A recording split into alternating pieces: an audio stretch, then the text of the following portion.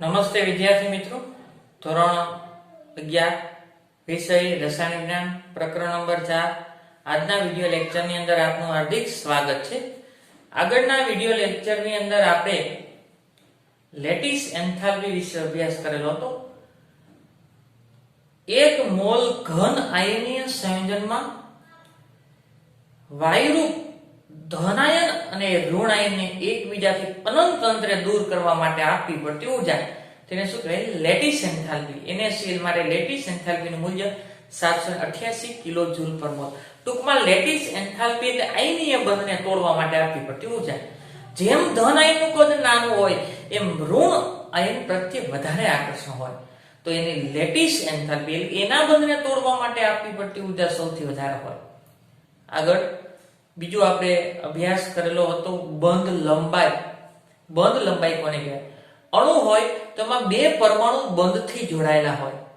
બે પરમાણુ જ્યારે બંધથી જોડાયેલા હોય ત્યારે બંને પરમાણુના કેન્દ્ર વચ્ચેના સંતુલિત અંતરને શું કહેવાય? બંધ લંબાઈ। ત્યાર પછી આપણે બંધ કોણ વિશેનો અભ્યાસ કરેલો હતો। અણુની અંદર મધ્યસ્થ પરમાણુની આસપાસ બંધકારક આણ્વીય કક્ષક વચ્ચેના કોણને શું કહેવાય? બંધ કોણ। અને બંધ કોણ ડિગ્રીમાં માપવામાં આવે। સ્પેક્ટ્રોસ્કોપી સાધનની મદદથી પ્રાયોગિક રીતે નક્કી કરવામાં આવે। તેની મદદથી અણુના આકાર નક્કી કરી શકાય।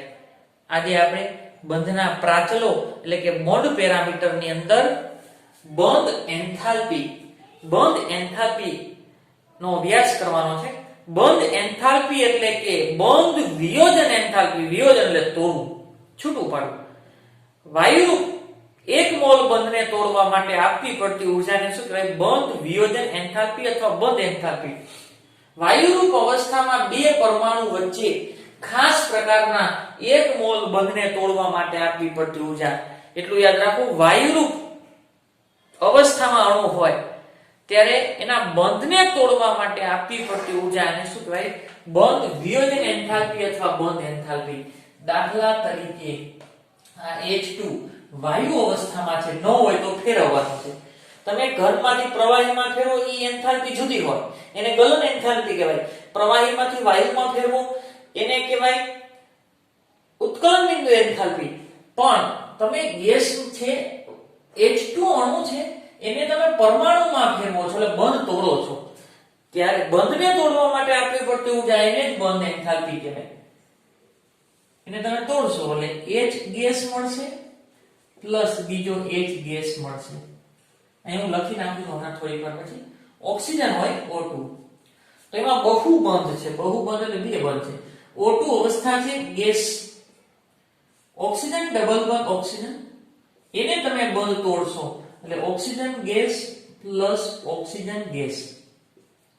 આગળ N2 અવસ્થા ગેસ, નાઇટ્રોજન અને બીજા નાઇટ્રોજન વચ્ચે ટ્રિપલ બંધ હોય, તેને તમે બંધને તોડશો તો નાઇટ્રોજન પરમાણુ પ્લસ બીજો નાઇટ્રોજન પરમાણુ। અહીં શું કહ્યું? વાયુ અવસ્થામાં બંધને તોડવા માટે આપવી પડતી ઊર્જા એને શું કહેવાય? બંધ વિયોજન એન્થાલ્પી। હું ડાયરેક્ટ બુકમાંથી લખું છું। હાઇડ્રોજન માટે બંધ વિયોજન એન્થાલ્પી ડેલ્ટા AH એન્થાલ્પી છે 435.8 કિલો જૂલ પર મોલ। હાઇડ્રોજન માટે 435.8 કિલો જૂલ પર મોલ। ઓક્સિજન માટે ડેલ્ટા AH છે 498 કિલો જૂલ પર મોલ, એટલે 1 મોલ બંધને તોડવા માટે આપવી પડતી ઊર્જા। જ્યારે નાઇટ્રોજન માટે છે 946.0 કિલો જૂલ પર મોલ। તો એનો અર્થ એવો કે હાઇડ્રોજનમાં તમારે એટલી ઊર્જા આપવી પડે 435.8 કેલ્વિન। ઓક્સિજનના બંધને તોડવા માટે ઓક્સિજનને જો છૂટા પાડવા હોય એટલે બંધને તોડ્યો છે, બંધનું વિયોજન કર્યું છે, એના માટે જરૂરી ઊર્જા એને બંધ વિયોજન એન્થાલ્પી કહેવાય। તો એના કરતા હાઇડ્રોજન કરતા ઓક્સિજનને જો વધારે આપવી પડી, અહીં 435 છે, અહીં 498 છે, એના કરતા નાઇટ્રોજનને વધારે આપવી પડી 946। શું કામ? એમાં 3 બંધ હતા। તો આનો અર્થ એવો કે જો બંધ વિયોજન એન્થાલ્પી વધારે, બંધ વિયોજન એન્થાલ્પી ચલે છે, બંધ વિયોજન એન્થાલ્પી ચલે છે બંધની પ્રબળતા, બંધની પ્રબળતા, ચલે છે અણુની સ્થિરતા, ચલે છે અણુની સ્થિરતા. હવે તમને એમ કે હાઇડ્રોજન, ઓક્સિજન અને નાઇટ્રોજન એમાંથી સૌથી વધારે કોણ થાય? તો બંધ વિયોજન એન્થાલ્પી કોની વધારે છે? આની 435 છે, ઓક્સિજન માટે 498 છે, નાઇટ્રોજન માટે 946 છે. તો બંધ વિયોજન એન્થાલ્પી નાઇટ્રોજનની વધારે છે, તો એમાં બંધની પ્રબળતા વધારે હોય. આ બંધ વધારે પ્રબળ હોય તો એ સરળતાથી તૂટતો નથી, કારણ કે ઊર્જા જ બતાવે છે, વધારે ઊર્જા આપવી પડે. તો આ બંનેની સરખામણીમાં અહીંયા વધારે ઊર્જા આપવી પડે છે, તો બંધની પ્રબળતા વધારે છે. અને જો બંધની પ્રબળતા વધારે હોય તો અણુની સ્થિરતા કેવી થાય? વધારે. અણુની બહુપરમાણ્ય અણુમાં દરેક બંધને તોડવા માટે જરૂરી ઊર્જા સરખી હોતી નથી. બહુપરમાણ્ય એક કરતા વધારે પરમાણુ હોય, જુદા જુદા હોય, ત્યારે ઊર્જા સરખી નથી હોતી. તો એની એન્થાલ્પી ગણવા માટે સરેરાશ બંધ વિયોજન એન્થાલ્પી ગણતરી કરવામાં આવે. દાખલા તરીકે પાણી છે H2O, તો એનું અણુ આ રીતે છે HOH, આની અવસ્થા કે છે. જો એને તમે બંધ તોડો અહીંથી તો એક હાઇડ્રોજન ગેસ અવસ્થામાં પ્રાપ્ત થશે, પ્લસ OH ગેસ અવસ્થામાં પ્રાપ્ત થશે, ત્યારે એની ડેલ્ટા AH છે એ 502 કિલો જૂલ પર મોલ છે. એટલે આ એક પેલા એક બંધને તોડવા માટે 502 કિલો જૂલ પર મોલ ઊર્જાની જરૂર પડે છે. હવે આ બંધનો તોડવો છે, ઓક્સિજન અને હાઇડ્રોજન વચ્ચે આ બધું OH ગેસ, ઓક્સિજન હાઇડ્રોજન વચ્ચેનો બંધ તોડવો છે. હાઇડ્રોજન મળશે, બીજું શું મળશે? ઓક્સિજન ગેસ મળશે, ડેલ્ટા AH. હવે ઈ બંધને તોડવા માટેની ઊર્જા 427 છે, 427 કિલો જૂલ પર મોલ એટલી છે. તો જો બંનેની ઊર્જા જુદી છે, તો એનો અર્થ એવો કે પહેલી વખત તમે બંધ તોડો છો ત્યારે 502 કિલો જૂલ પર મોલ ઊર્જાની જરૂર પડે છે. પછી બીજી વખત બંધ તોડો છો ત્યારે પેલા કરતા બીજી વખત બંધ નબળો પડી ગયો હોય, બીજો વખત નબળો પડી ગયો એ આના ઉપરથી ખ્યાલ આવે, કારણ કે આપવી પડતી ઊર્જા પેલા કરતા કેવી થઈ? ઓછી. તો બંને બંધની બંધ વિયોજન એન્થાલ્પી જુદી છે. તો આના માટે બંધ લંબાઈ તો બંનેની સરખી છે, પણ એક વખત બંધ તૂટ્યો પછી બંધની પ્રબળતા બીજા બંધમાં એટલી રહેતી નથી, ત્યારે બંધ નિર્બળ બને છે. કારણ કે એની ઊર્જાના મૂલ્ય આપે છે કે ઓછું મૂલ્ય છે તો બીજો બંધ નિર્બળ બન્યો. તો પાણીની બંધ વિયોજન એન્થાલ્પીનું મૂલ્ય આવા બંધો ત્યારે સરેરાશ લેવામાં આવે, એટલે કે ટોટલ બંધ ઊર્જાનું મૂલ્ય, બંધ વિયોજન એન્થાલ્પીનું મૂલ્ય અને તૂટેલા બંધની સંખ્યા વડે શું કરી નાખવાના? ભાગી નાખવાના. તો બહુપરમાણ્ય અણુમાં સરેરાશ બંધ એન્થાલ્પી ગણતરીમાં લેવામાં આવે છે. બંધ વિયોજન એન્થાલ્પી, કુલ બંધ વિયોજન એન્થાલ્પી, એટલે કે આપણે H2O માટે સરેરાશ બંધ વિયોજન એન્થાલ્પી, સરેરાશ બંધ વિયોજન એન્થાલ્પીની વાત કરી. બહુપરમાણ્ય અણુમાં સરેરાશ બંધ વિયોજન એન્થાલ્પી, કુલ બંધ વિયોજન એન્થાલ્પી કુલ કેટલી છે? 502 પ્લસ 427. તૂટેલા બંધની સંખ્યા, બે બંધ તૂટ્યા છે તો ભાગાકારમાં 2, એટલે આવશે 9 2 5 ને 4 9 929 એટલે કે સરેરાશ બંધ વિયોજન એન્થાલ્પી આની થશે 5 4 46 92 કિલો જૂલ પર મોલ. તો સરેરાશ પેલા બંધને તોડવા માટે વધારે ઊર્જાની જરૂર પડી, બીજા બંધને તોડવા માટે ઓછી ઊર્જાની જરૂર પડી, કારણ કે બંધની પ્રબળતા એક બંધ તૂટ્યા પછી સરખી હોતી નથી. તો બંધ વિયોજન એન્થાલ્પી હંમેશા સરેરાશ લેવામાં આવે, એકની વધારે હોય. હજી કદાચ ત્રીજો બંધ હોત તો ત્રણેયની એન્થાલ્પીનો સરવાળો ભાગ્યા તૂટેલા બંધની સંખ્યા એટલે શું મળશે? બંધ વિયોજન એન્થાલ્પી. તો એ બંધ એન્થાલ્પી લખ્યું છે, પણ બંધ વિયોજન એન્થાલ્પી, વિયોજન એટલે બંધને તોડવા માટે આપવી પડતી ઊર્જા એને બંધ એન્થાલ્પી અથવા બંધ વિયોજન એન્થાલ્પી કયા એકમમાં? કિલો જૂલ પર મોલ એકમમાં માપવામાં આવે. જેમ બંધ વિયોજન એન્થાલ્પી વધારે એમ બંધની પ્રબળતા વધારે. બંધની પ્રબળતા વધારે એટલે સરળતાથી બંધ તૂટતો નથી, તો એવા અણુની સ્થિરતા કેવી હોય? વધારે. આગળનો ટોપિક છે બંધ ક્રમાંક, બોન્ડ ઓર્ડર. બંધ ક્રમાંક એટલે લુઈસ રચના પ્રમાણે અણુની અંદર બે પરમાણુ સંખ્યા એને શું કહેવાય? બંધ ક્રમાંક. લોઇસ રચના પ્રમાણે જ્યારે અણુની રચના કરેલી હોય ત્યારે અણુમાં બે પરમાણુ વચ્ચેના બંધની સંખ્યાને કહેવાય બંધ ક્રમાંક. સહસંયોજક બંધના લોઇસ વર્ણન મુજબ બંધ ક્રમાંકે અણુમાં, એટલું યાદ રાખજો ખાસ, અણુમાં બે પરમાણુ વચ્ચેના બંધની સંખ્યાને શું કહેવાય? બંધ ક્રમાંક. દાખલા તરીકે H2 છે તો એક એની વચ્ચે એક ભાગીદારી યુગ્મ હોય, આ રીતેનું બંધારણ હોય તો એક ભાગીદારી યુગ્મ હોય તો એવું કહી શકાય કે બે પરમાણુ વચ્ચે એક જ બંધની ભાગીદારી થાય છે તો બંધ ક્રમાંક એક થાય. એનો બંધ ક્રમાંક કેટલો થાય? એક. આગળ O2 ની વાત કરી તો O2 અણુ આ રીતે હોય, ઓક્સિજન ડબલ બોન્ડ O, બે ભાગીદારી ઇલેક્ટ્રોન યુગ્મ. તો એના માટે બંધ ક્રમાંક આ અણુ છે, અણુમાં બે પરમાણુ વચ્ચે બંધની સંખ્યા 2 તો એનો બંધ ક્રમાંક 2.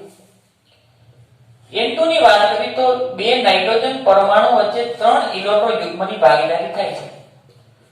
3 ભાગીદારી ઇલેક્ટ્રોન યુગ્મ. તો બે પરમાણુ વચ્ચે 3 ઇલેક્ટ્રોન યુગ્મની ભાગીદારી થાય છે, 3 બંધ બને છે તો એનો બંધ ક્રમાંક કેટલો થશે? 3.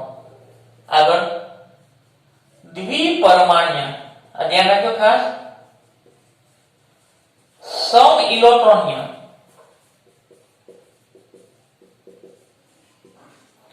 કોઈ અણુ હોય કે આયન હોય, અણુ અથવા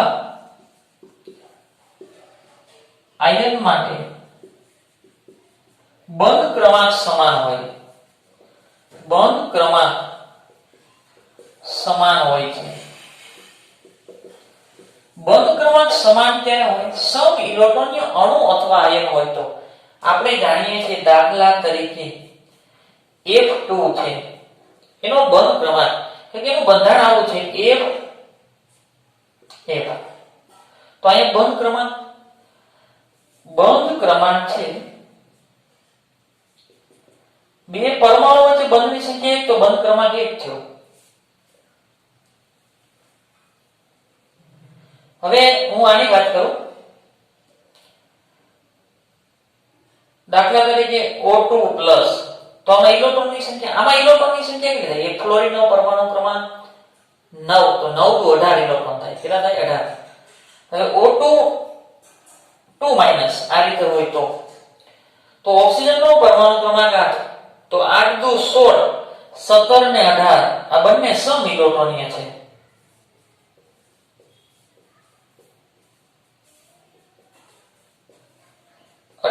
ઇલેક્ટ્રોન છે, બંનેની અંદર 18 ઇલેક્ટ્રોન છે. આનો પરમાણુ ક્રમાંક 9 એટલે 9 * 18 ઇલેક્ટ્રોન.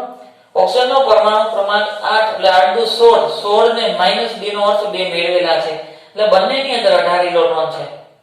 તો આનો તમને બંધ ક્રમાંક પૂછે તો એટલું યાદ રાખો કે આનો બંધ ક્રમાંક 1 છે તો આનો બંધ ક્રમાંક 1 સમાન થાય. બંધ ક્રમાંક બરાબર 1 થશે. બંધ ક્રમાંક કેટલો થશે? 1. આગળ બીજું તમને N2 માટે પૂછે. N2 માં ઇલેક્ટ્રોનની સંખ્યા આપણે જાણીએ છીએ 7, પરમાણુ ક્રમાંક 7 * 14 ઇલેક્ટ્રોન. એના જેવું જ CO, આનો પરમાણુ ક્રમાંક 8 અને આનો પરમાણુ ક્રમાંક 6, 8 ને 6 આમાં પણ 14 ઇલેક્ટ્રોન છે. આગળ O2 પ્લસ, ઓક્સિજનનો પરમાણુ ક્રમાંક 8, 8 * 16, 16 - 2 અથવા આવું આ લખું તો વાંધો નહીં. NO પ્લસ, બરોબર, આના ઇલેક્ટ્રોન કેટલા થાય? 8, આના 7, 15, પ્લસ નો અર્થ એક ઓછો છે એટલે 14 ઇલેક્ટ્રોન થયા. અને આ બધા ઇલેક્ટ્રોનની સંખ્યા સમાન થઈ એટલે સમ ઇલેક્ટ્રોનીય થયા. આ સમ ઇલેક્ટ્રોનીય અણુ છે અને આ સમ ઇલેક્ટ્રોનીય આયન છે. દ્વિપરમાણ્ય, બે જ પરમાણુ છે, નાઇટ્રોજન ઓક્સિજન, કાર્બન ઓક્સિજન, બે નાઇટ્રોજન. તો આનો બંધ ક્રમાંક જાણી છે આપણે. એનો બંધ ક્રમાંક 3 છે, તો આ બધાના બંધ ક્રમાંક 3 જ હોય, તો એનો બંધ ક્રમાંક આ બંને માટે બંધ ક્રમાંક કેટલો થશે? 3. નાઇટ્રોજન માટે 3 છે, તો આના પણ કેવા થાય? 3. આગળ બીજું, આ બંધ ક્રમાંકનું મહત્વ શું છે? મહત્વ બંધ ક્રમાંકની મદદથી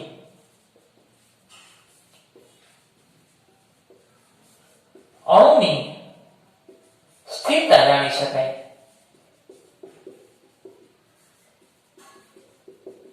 અણુની શું જાણી શકાય? સ્થિરતા.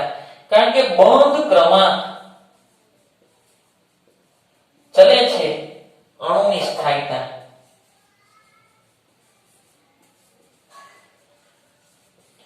જેમ બંધ ક્રમાંકનું મૂલ્ય વધારે હોય એમ અણુની સ્થિરતા વધારે હોય. અહીં બંધ ક્રમાંક 1 છે, અહીં બંધ ક્રમાંક 2 છે, અહીં બંધ ક્રમાંક 3 છે, તો આના કરતા આ વધારે સ્થાયી હોય, આના કરતા આ વધારે સ્થાયી. બંધ ક્રમાંક જેમ વધે, બંધ ક્રમાંક 3, તો અણુની સ્થિરતા વધારે. બીજું, બંધ વિયોજન એન્થાલ્પી અને સ્થિરતાનો કેવો સંબંધ હોય? સમપ્રમાણ. બંધ વિયોજન એન્થાલ્પી કેવો સંબંધ છે? સમપ્રમાણ. જો બંધ ક્રમાંક વધારે હોય ને, તો એને તોડવા માટે આપવી પડતી ઊર્જા વધારે હોય, એટલે એની સ્થિરતા કેવી થાય? વધારે. ચલે છે બંધની પ્રબળતા. બંધની પ્રબળતા. જેનો બંધ ક્રમાંક વધારે હોય એને બંધને તોડવા માટે આપવી પડતી ઊર્જા પણ વધારે હોય, અને એ બંધ વધારે પ્રબળ હોય. તો બંધ ક્રમાંક વધુ, તો બંધને તોડવા માટે આપવી પડતી ઊર્જા વધારે, એ બંધની પ્રબળતા પણ વધારે, અને બંધની પ્રબળતા વધારે તો બંધ સહેલાઈથી તૂટતો નથી, તો અણુની સ્થિરતા પણ વધારે. પણ જ્યારે બંધ લંબાઈ ઘટે છે છોકરાઓ, શું થાય છે? બંધ લંબાઈ ઘટે છે. જેમ બંધ ક્રમાંક વધે એમ બંધ લંબાઈ ઘટે. અહીંયા જેટલી બંધ લંબાઈ હોય ને, બે કેન્દ્ર વચ્ચેનું અંતર, બે કેન્દ્ર વચ્ચેનું અંતર અહીંયા જેટલું હોય એના કરતા ઓછું હોય, એના કરતા ઓછું હોય. બે નાઇટ્રોજન પરમાણુ નજીક આવી જાય, તો ચલે છે 1/માં બંધ લંબાઈ. જેમ બંધ લંબાઈ ઓછી એમ અણુની સ્થિરતા વધારે. બંધ લંબાઈ ઓછી એમ અણુની સ્થિરતા વધારે. આગળનો ટોપિક છે 4.3.5 સંસ્પંદન રચનાઓ. Resonance structure. સંસ્પંદન બંધારણ, રેઝોનન્સ સ્ટ્રક્ચર. કેટલાક અણુઓ એક લોઇસ રચના, આપણે કોઈ અણુ છે એનું લોઇસ બિંદુ નિરૂપણ કરી, તો એક બંધારણ છે એમાં બધા જ પ્રાચલો સુસંગત નથી. એક જ બંધારણની અંદર લોઇસ બિંદુ નિરૂપણ કરો તો બધા જ પ્રાચલો સુસંગત હોતા નથી. એટલે કે બંધ કોણ, બંધ લંબાઈ, બંધ ઊર્જા, બંધ ક્રમાંક એ કોઈ એક બંધારણમાં માપી ચોકસાઈપૂર્વક માપી શકાતા નથી. તેથી તેનું બીજું બંધારણ દોરવું જરૂરી છે. એ સતત અને અવિરતપણે એકબીજામાં પુનરાવર્તિત થતા હોય આવા બંધારણને સંસ્પંદન બંધારણ કહેવાય. તો આપણે O3 ના સંસ્પંદન બંધારણની વાત કરી. ઓઝોન, O3 ઓઝોન ના સંસ્પંદન બંધારણ. તો સૌપ્રથમ એનું લુઈસ રચના તો ખ્યાલ હોવી જોઈએ, જે આપણે લુઈસ બિંદુ નિરૂપણની અંદર અભ્યાસ કરેલો હતો. ઓક્સિજનની બાહ્યતમ કક્ષાની અંદર ઇલેક્ટ્રોનનો ખ્યાલ હોવો જોઈએ. 6 ઇલેક્ટ્રોન છે. આ 1, આ 2, આ 3, આ 4, આ 5 અને 6. ધ્યાન રાખજો ખાસ. બીજા ઓક્સિજન પાસે 6 ઇલેક્ટ્રોન છે. આ ઓક્સિજન, હવે આ ઓક્સિજનને આપણે 8 ઇલેક્ટ્રોન કરવા માટે 2 ની જરૂર છે. તો અહીંયા 2 અંતર રાખવું. આ 1, 2, આ 3, આ 4, આ 5 અને 6. આ ઇલેક્ટ્રોનની ભાગીદારી થઈ ગઈ છે. આનું અષ્ટક પ્રાપ્ત થઈ ગયું. 1 2 3 4 5 6 7 8. આનું પણ અષ્ટક પ્રાપ્ત થઈ ગયું. 1 2 3 4 5 6 7 અને 8. બીજો ઓક્સિજન હું અહીંયા મૂકું છું. આનું અષ્ટક પ્રાપ્ત થઈ ગયું છે એટલે આના બધા જ ઇલેક્ટ્રોન બહારની તરફ લખવા. હવે ધ્યાન રાખજો, આનું અષ્ટક પ્રાપ્ત થઈ ગયું છે, આનું બાકી છે, તેનું અષ્ટક પ્રાપ્ત થઈ ગયું છે, જેને બાકી છે એને ઇલેક્ટ્રોન યુગ્મનું દાન કરશે. અહીં 2 ઇલેક્ટ્રોન હતા, એમાંથી એક આ ઓક્સિજનને આપી દેશે. એટલે અહીંયા બંધ બન્યો ને સવર્ગ બંધ બન્યો છે. સવર્ગ ભાગીદારીના બંને ઇલેક્ટ્રોન એક જ પરમાણુના છે. ધ્યાન રાખજો, સંસ્પંદન બંધારણની અંદર 12મા ધોરણની અંદર ઘણા બધા સંસ્પંદન બંધારણ દોરવાના આવશે. અહીંયા સવર્ગ બંધ બન્યો. હવે તમારે ફોર્મલ ચાર્જ કીએ તો એનો ખબર પડી. અહીં ગુમાવ્યો તો પ્લસ અને મેળવ્યો તો માઈનસ. આ બંધારણ 1 થયું. હવે બીજું બંધારણ દોરવું. આ લોઈસ રચના થઈ, પણ આ અણુની અંદર બધા જ પ્રાચલો સમજાવી શકાતા નથી, કારણ કે અહીં સિંગલ બંધ છે, અહીં ડબલ બંધ છે. સિંગલ બંધની બંધ લંબાઈ 148 પાઇકોમીટર. સિંગલ બંધની બંધ લંબાઈ 148 પાઇકોમીટર છે, જ્યારે ડબલ બંધની બંધ લંબાઈ 121 પાઇકોમીટર છે. તો આનો અર્થ એવો થયો, હમણાં થોડીક વાર પહેલા જ આપણે જોયું, જેમ બંધ ક્રમાંક વધારે એમ બંધ લંબાઈ ઓછી. વ્યસ્ત સંબંધ છે. આ બંધ ક્રમાંક 2 બંધ છે, તો આના કરતા અહીંયા બંધ લંબાઈ ઓછી હોય. હવે તો આ એક બંધારણની મદદથી બધા જ પ્રાચલો સમજાવી શકાતા નથી. તો પ્રાયોગિક રીતે તમે આ બંધને તોડવા માટે, જો આનો બંધ લંબાઈ ઓછી છે, બંધ ક્રમાંક વધારે છે, તો બંધ ક્રમાંક વધારે હોવાને કારણે એના બંધને તોડવા માટે આપવી પડતી ઊર્જા વધારે હોવી જોઈએ. પણ તેમ છતાં બંને બંધને તોડવા માટે આપવી પડતી ઊર્જા સમાન છે. તો એનો અર્થ એવો કે એક લોઈસ રચનાની મદદથી બધા જ પ્રાચલો બંધ ઊર્જાના મૂલ્યો કે બંધ લંબાઈના મૂલ્યો સમજાવી શકાતા નથી. માટે એક કરતા વધારે બંધારણ દોરવા જરૂરી છે. એને ઇલેક્ટ્રોનીય બંધારણ અથવા સંસ્પંદન બંધારણ કહેવાય. એ બંધ લંબાઈ વધારે છે, બંધ એક જ છે, તો આના કરતા આના બંધને તોડવા માટે આપવી પડતી ઊર્જાને ઓછી હોવી જોઈએ. પરંતુ પ્રાયોગિક રીતે બંને બંધને તોડવા માટે આપવી પડતી ઊર્જા સમાન છે. તો એનો અર્થ એવો કે બધા જ પ્રાચલો, બધા જ પેરામીટર આમાં સમજાવી શકાતા નથી, એટલે બીજું બંધારણ દોરવું જરૂરી છે. એ બીજું બંધારણ આની સાથે સંતુલનમાં હોય, એને એકબીજાના સંસ્પંદન બંધારણ કે તો બીજું બંધારણ દોરું. આ ઓક્સિજન, આ બીજો ઓક્સિજન, આ ત્રીજો ઓક્સિજન. આ ઓક્સિજન પાસે 6 ઇલેક્ટ્રોન છે, 1 2 3 4 5 અને 6. આ ઓક્સિજન પાસે 6 છે, 1 2 3 4 5 અને 6. આને ભાગીદારી કરી, આનું અષ્ટક પ્રાપ્ત થઈ ગયું. પહેલા આ બાજુ ડબલ બંધ કરી લેતા અહીં સિંગલ, હવે આ બાજુ ડબલ અહીં સિંગલ. આનું અષ્ટક પ્રાપ્ત થઈ ગયું. તો આના બધા જ ઇલેક્ટ્રોનને હું બહારની તરફ લખું. તો હવે અહીંયા બંને ઇલેક્ટ્રોન છે એ આ ઓક્સિજનના થશે. તો આ રીતે બંધ. ડબલ બંધની બંધ લંબાઈ 121 પાઇકોમીટર. સિંગલ બંધની બંધ લંબાઈ 148 પાઇકોમીટર. પરંતુ અહીંયા નથી 121 પાઇકોમીટર પ્રાયોગિક રીતે મળતી કે નથી 148 પ્રાયોગિક રીતે મળતી બંધ લંબાઈ મળે. બેમાંથી એકય નથી મળતી, કંઈક જુદી જ મળે છે. તો એનો અર્થ એવો કે નથી ડબલ બંધ, નથી સિંગલ બંધ. જ્યાં ડબલ બંધ છે ને ત્યાં થોડીક વાર પછી સિંગલ બંધ થઈ જશે, અને જ્યાં સિંગલ છે ત્યાં થોડીક વાર પછી ડબલ બંધ થઈ જશે. તો આ બંધારણથી આ બંધારણમાં અને આ બંધારણમાંથી આ બંધારણમાં બંને બંધારણ સતત અને ત્વરિત એટલે કાયમી માટે અને ઝડપથી એકબીજામાં પુનરાવર્તિત થતા હોય આવા બંધારણને સંસ્પંદન બંધારણ કહેવાય. ત્યારે સંસ્પંદન બંધારણ થતો હોય ત્યારે બંધ લંબાઈ સરખી થઈ જાય. બંધ લંબાઈ સરખી થાય તો બંધને તોડવા માટે આપવી પડતી ઊર્જા પણ સરખી હોય.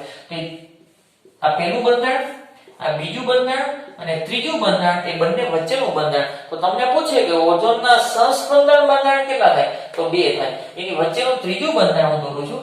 આ ઓક્સિજન સિંગલ બંધ, આ ઓક્સિજન સિંગલ બંધ. હવે જો બંનેમાં અહીં એક બંધ છે, હું દોરી નાખું એક બંધ. બરોબર? અહીં એક બંધ છે, દોરી નાખું એક બંધ. અહીં યુગમાં કેટલા છે? એક અબંધકારક ઇલેક્ટ્રોન, તો અહીં લખું. કેટલા લખું? 1. હવે અહીંયા 2 યુગમાં છે, તો અહીં 2 લખું. અહીંયા કેટલા છે? 1 2 3 4 5 6, પણ હું અહીં 4 જ લખું છું. પાઈ બંધ છે, 2 ડબલ બંધ છે, એક પાઈ છે. હવે પાઈ અહીંયા હોય ને તો અહીં સિંગલ બંધ છે. પાઈ અહીંયા છે, તો અહીં સિંગલ બંધ છે.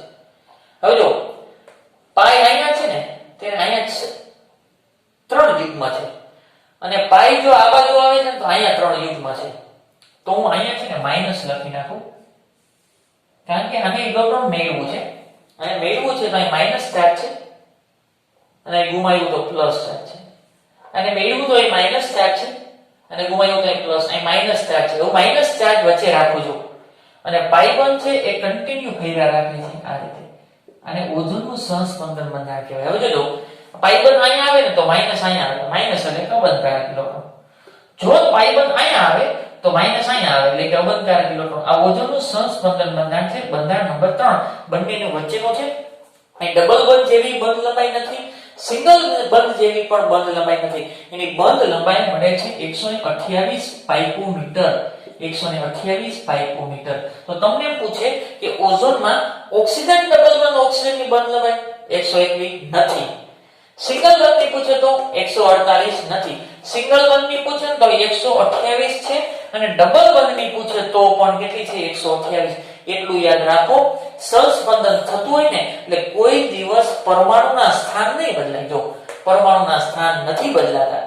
બીજો શબ્દ યાદ રાખો ખાસ, ઇલેક્ટ્રોનની સંખ્યા પણ એમની જ રહેશે. બંધકારક ચેક કરો. જો 1 2 3 4 5 6 તો આ બંધારણમાં 1 2 3 4 5 6. અબંધકારક ઇલેક્ટ્રોનની સંખ્યા ગણો. 1 2 3 4 5 6 7 8 9 10 11 12. 1 2 3 4 5 6 7 8 9 10 11 12. હવે સંકરણનો અભ્યાસ કરીએ તો આનું સંકરણ 1 2 3 sp2 થાય. તો આનું સંકરણ પણ sp2 જ થાય. અહીં બંધ કોણ ગણશો ને તો બંધ કોણ એ બંનેમાં સમાન થશે. સંકરણ સમાન થાય, પરમાણુના સ્થાન સમાન થશે, બંધ લંબાઈ સમાન થશે. અને જો બંધ લંબાઈ સમાન હોય તો બંધને તોડવા માટે આપવી પડતી ઊર્જા, બંધ ઊર્જા પણ સમાન હશે. બંધ ઊર્જા પણ સમાન હશે. આ બંધને તોડો કે આ બંધને તોડો, પ્રાયોગિક રીતે બંધને તોડવા માટે આપવી પડતી ઊર્જા પણ સમાન જ હોય. તો જુદું શું છે એટલું યાદ રાખો, સહસ્પંદન બંધારણની અંદર પરમાણુના સ્થાન સમાન હોય, બંધકારક ઇલેક્ટ્રોન સમાન હોય, અબંધકારક ઇલેક્ટ્રોન સમાન હોય, બંધ લંબાઈ સમાન હોય. તો બંધને તોડવા માટે આપવી પડતી ઊર્જા પણ સમાન હોય, સંકરણ સમાન હોય, આકાર આનો કોણીય છે તો આનો પણ કોણીય છે, આકાર પણ સમાન હોય અને બંધ એંગલ તો બંધ એંગલ પણ સમાન હોય. આને કહેવાય પ્રાચલો, પેરામીટર. આ બધા જ પેરામીટર સમાન છે. પણ એક બંધારણની મદદથી આ બધું સમજાવી શકાતું નથી એટલે બીજું બંધારણ દોરવું પડે.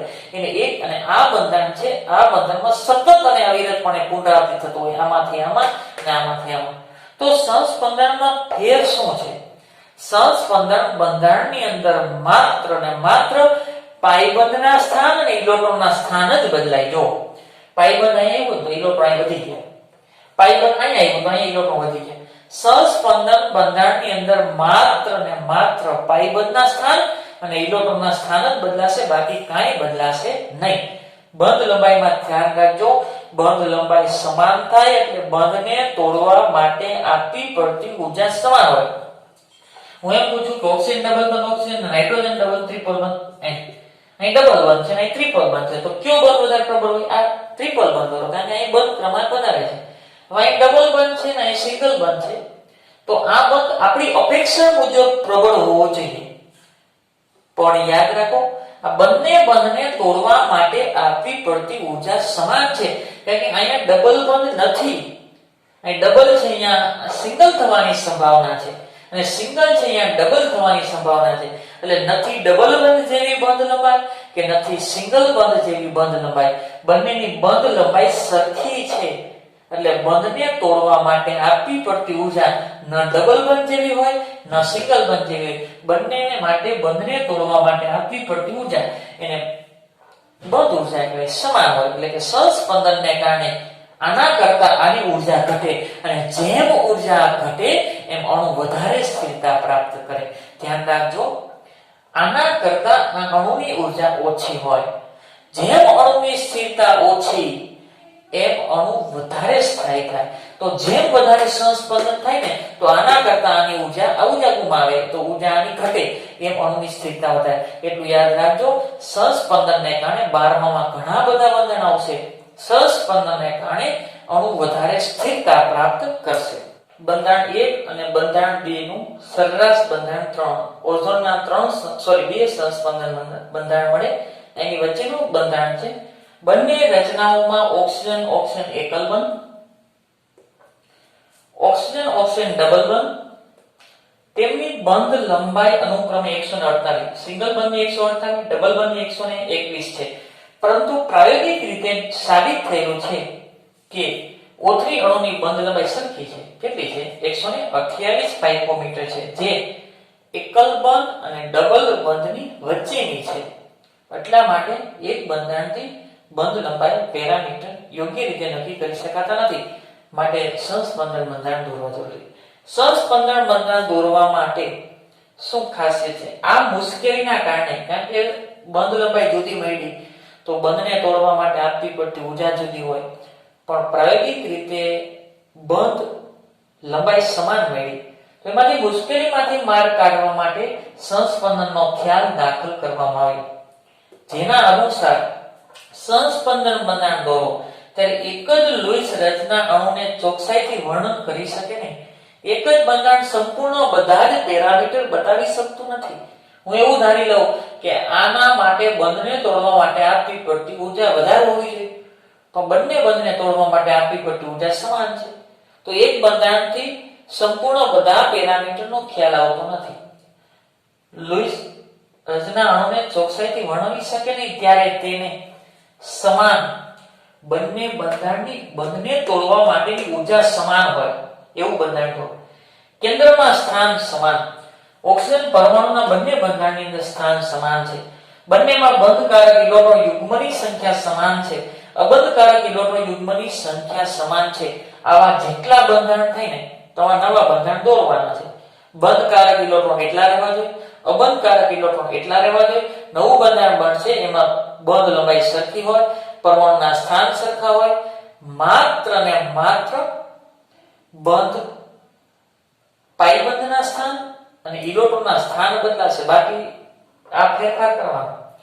નવું બંધારણ દોરો તેમાં બંધકારક અને અબંધકારક ઇલેક્ટ્રોન યુગ્મો દર્શાવતા ઘણા પ્રમાણિત સ્વરૂપોને ગણતરીમાં લેવાય. એટલે જેટલા બંધારણ થતા હોય એ બધાને ગણતરીમાં લઈ અને એક ફાઇનલ બંધારણ દોરવું એને કહેવાય. અને બંને વચ્ચેનું સહસ્પંદન બંધારણ જે તેની સંકર રચના અણુનું ચોકસાઈથી પૂર્વક વર્ણન કરે છે. આ બંને વચ્ચેનું એટલે કે સંકર બંધારણ કહેવાય. શું કહેવાય? સંકર બંધારણ. આ સંકર રચના એટલે કે સંકર બંધારણ અણુનું ચોકસાઈથી વર્ણન કરે છે. આનું ચોકસાઈથી વર્ણન કરી શકાય. એવું કહી શકાય કે બંનેની બંધ લંબાઈ સમાન છે, તો બંને તોડવા માટે આપવી પડતી ઊર્જા પણ કેવી હોય? સમાન. આગળ હવે સહસ્પંદનથી ખ્યાલ શું આવે? અણુની સ્થાયીતા નક્કી થાય. સહસ્પંદન ઘટના અણુને સ્થાયી બનાવે છે, કારણ કે સહસ્પંદન સંકરની ઊર્જા ઓછી હોય. આ સંકર આ અને આ બંનેની વચ્ચેનું બંધારણ આ છે, એટલે શબ્દ વાપર્યો સહસ્પંદન સંકર.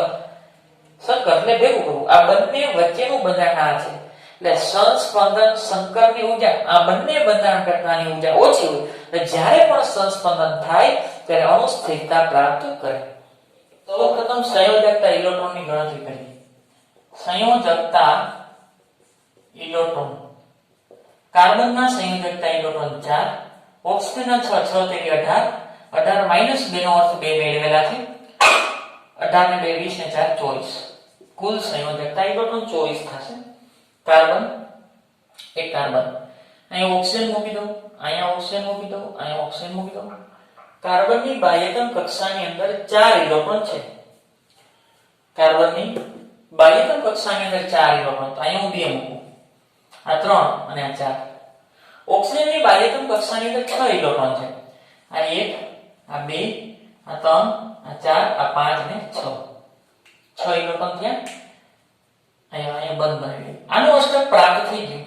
હવે અહીંયા 1 લખ્યો છે ને, તો અંદર હું 1 ઇલેક્ટ્રોન લખું. આ 1, આ 2, આ 3, આ 4, આ 5 અને આ 6.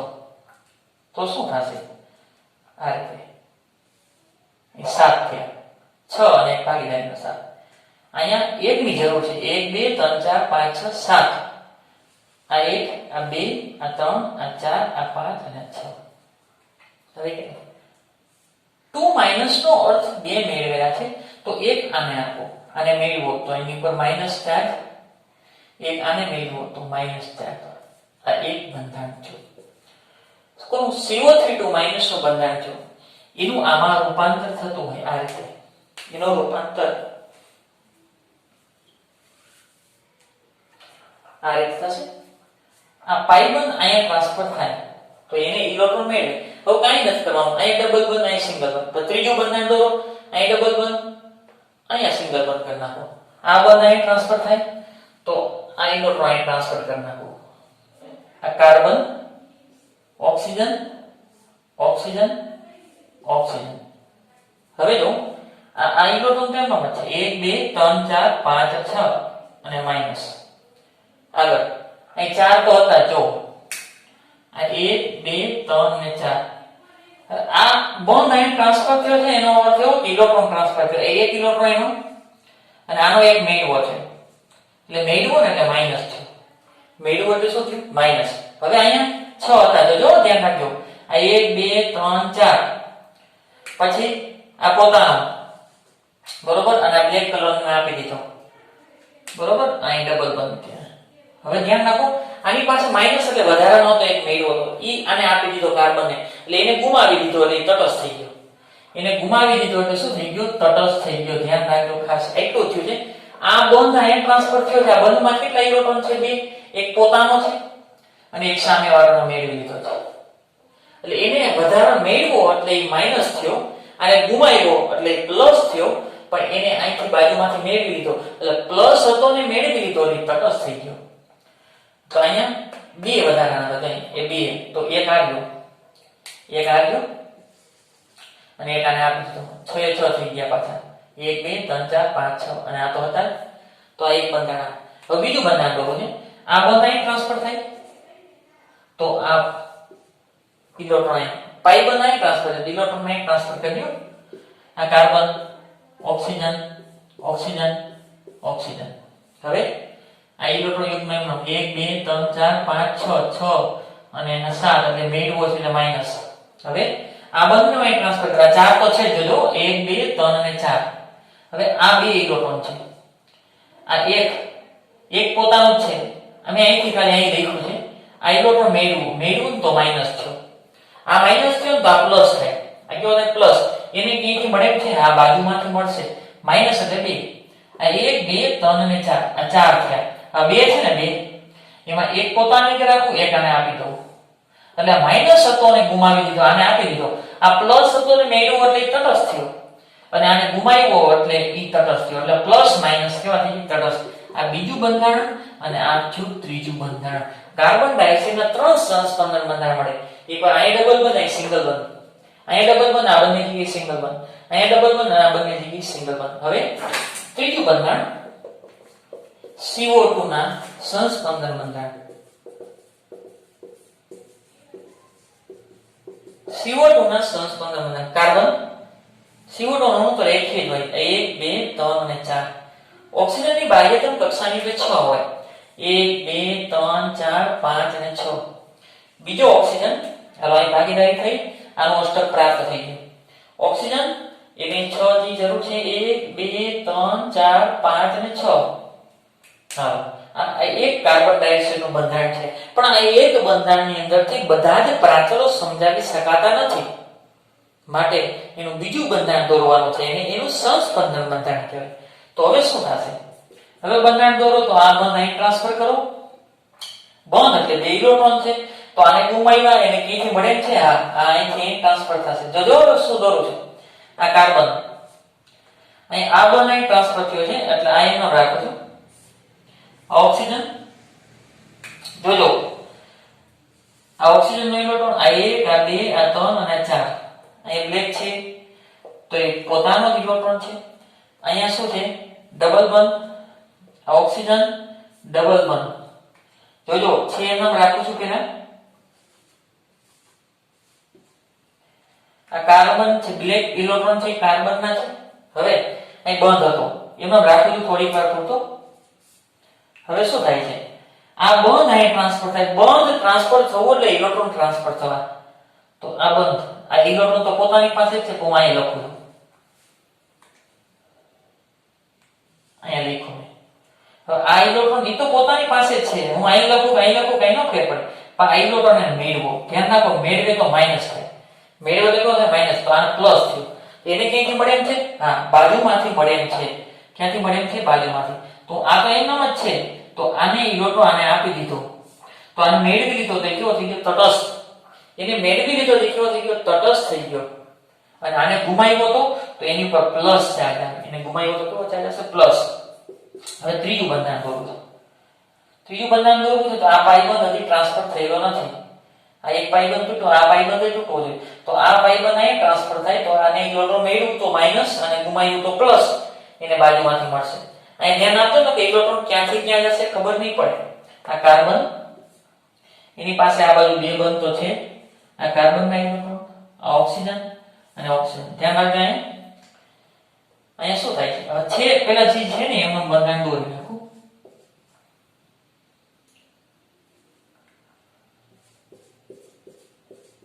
આવી રીતે બંધારણ છે, આવી રીતે બંધારણ છે, બરોબર.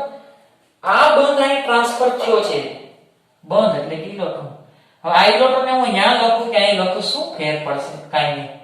પણ આ બંધ ટ્રાન્સફર થયો એટલે આ ઇલેક્ટ્રોન અહીંયા પણ ટ્રાન્સફર થયો છે, અહીં ટ્રાન્સફર થયો એટલે વહીતો તો કેવો થાય? માઈનસ. તો આને ગુમાવ્યો તો કેવો થાય? પ્લસ. પ્લસ તો આને બાજુમાંથી મળે એમ છે, બાજુમાંથી બે છે, બે ઇલેક્ટ્રોન છે, હું એને અહીંયા લખું કે અહીં લખું, શું ફેર પડે? કાંઈ નહીં. તો હજી કઈ ગુમાવ્યું નથી. હવે આને આપી દીધો, આને મેળવી લીધો તો તટસ્થ થઈ ગયો, પણ આને ગુમાવ્યો છે તો કેવો થાય? પ્લસ. તો આ લુઈસના ત્રણ બંધારણ છે. એક બંધારણની અંદર બધા ગુણધર્મો સમજવા હોય તો સમજાવી શકાતા નથી, માટે એક કરતા વધારે બંધારણ દોરવાના છે. અને બધા બંધારણ એ એકબીજાના શું કહે? સંસ્પંદન. આમાંથી આમાંથી આમાં સતત અને ત્વરિત પુનરાવર્તન થતું હોય. આ બધા જ બંધારણનો સહિયારા અભ્યાસ દ્વારા બધા જ પ્રાચલો નક્કી કરી શકાય. એક બંધારણથી બધા પ્રાચલો નક્કી કરી શકાતા નથી. અહીંયા આ લેક્ચર પૂર્ણ જાય કરીએ છીએ. આભાર.